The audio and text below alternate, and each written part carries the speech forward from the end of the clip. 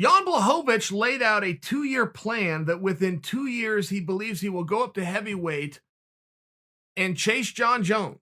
But it's going to take 2 years to get there, and he had all sorts of reasons why. And I read it, and it was so painfully boring. I don't know if it came from a competitive nature that there's guys at 205 he has to clear out, or if that's how long he thinks it's where his body's going to grow.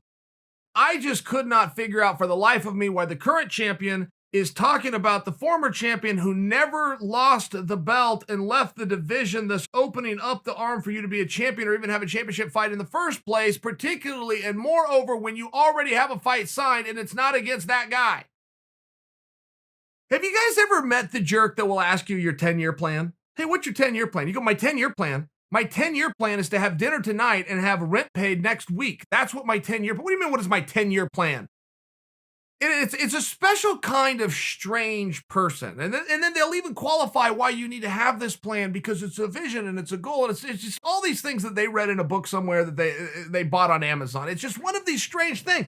But Błachowicz, who has a fight with Adesanya, and in all due respect to Błachowicz, really has never been given the due he deserves. And not just by being the world champion. You can back the tape up, okay? He was brought in many ways is the same reason Reyes was brought in, which in hindsight is very rude, as part of the Chris Weidman and Luke Rockhold experiment. 205 pounds the cupboards were so bare for name recognition that you had two studs from 185, two former world champions, Rockhold and Weidman, both bumped up to 85, and everybody's looking left and looking right, going, okay, great, let's get Rockhold a match, let's get Weidman a match, whichever one looks better is going to fight Jon Jones next. I mean, that's where we were 18 months ago, 20 months ago, not that long ago. Reyes did a fantastic job, was rewarded for doing a fantastic job. Błachowicz did a fantastic job and was rewarded for it. But I don't know that Błachowicz was ever given his full credit. To go out there and knock out Luke Rockhold, tremendous job. Błachowicz then goes in with Reyes. Well, you got to understand, at the time that he got in there with Reyes, how terrified of Reyes people were. But Reyes had just beaten, according to one licensed judge, according to the masses, according to the people at large and all of the media, he'd just beaten Jon Jones. So Błachowicz bites down on his mouthpiece, walks out there one more time against one more killer and finds a way to win. Błachowicz is a straight-up stud. I offer that to you because I have had one interaction with Błachowicz in my whole life. It was through another guy, and Błachowicz was nothing but a gentleman, and I find myself being a real jerk to Błachowicz, but I don't mean to be. I really don't. I'm a guy that is looking at a young, handsome, talented warrior who's also been up against it, counted out, and brushed aside time and time again. It's happening to him right now with Adesanya. Błachowicz is the sitting champion of Earth. For anybody alive that weighs 205 pounds, all of a sudden, Izzy says, I'm moving up, I'm going to weigh that weight class, and Błachowicz slides to a 2-1 underdog for his own championship. It's very unfair.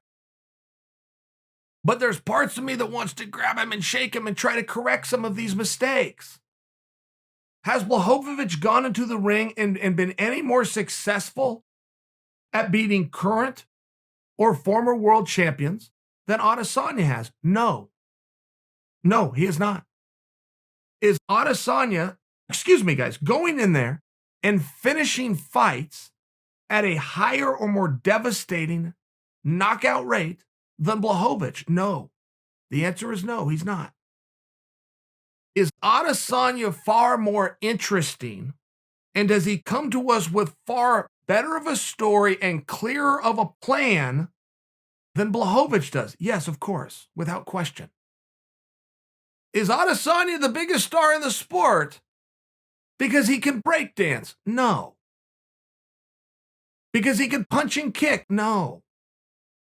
Adesanya has a story, and he comes out and tells it in a chronological order that at no point would involve a 2-year plan that comes to fruition by going after a guy who just left the division, and so many people put an asterisk next to your name? Are you even the true champion, or are you a placeholder?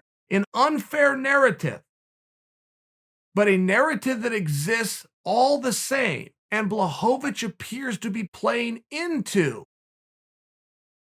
Jon Jones ran away from the 205-pound belt. He did not want to fight Reyes again, who was offered to him. So Błachowicz stepped up to a fight that Jones didn't even have the courage to go and do, and was victorious. Everything I just said to you is true. There's another perspective. There's a perspective that Jon Jones has already beaten Reyes. He's already done that once. He's looking for some parity. He wants some fresh bodies. He's so devoted to that idea that he's willing to walk away from the belt and try on a whole new weight class. That, of which I just said to you, is also true. They don't go together. They conflict. They're both true at the same time, but they are drastically different statements to draw you to a different conclusion, but they're both true. So when you're the principal in this, which is Błachowicz, do you want to add to the story that Jon Jones was so bored with the division he walked away to pursue something different? A true statement, but do you want to support that, or do you want to support the other one, which is also true? That Jon ran away from a division because he refused to fight Reyes. A fight that was offered him, a fight of which you accepted, and a mountain of which you climbed. Both statements are true. One serves you, and one serves Jones. If you're the champion, and you're the one being given media opportunities, wouldn't it make sense to tell the story that adds to and supports your objective?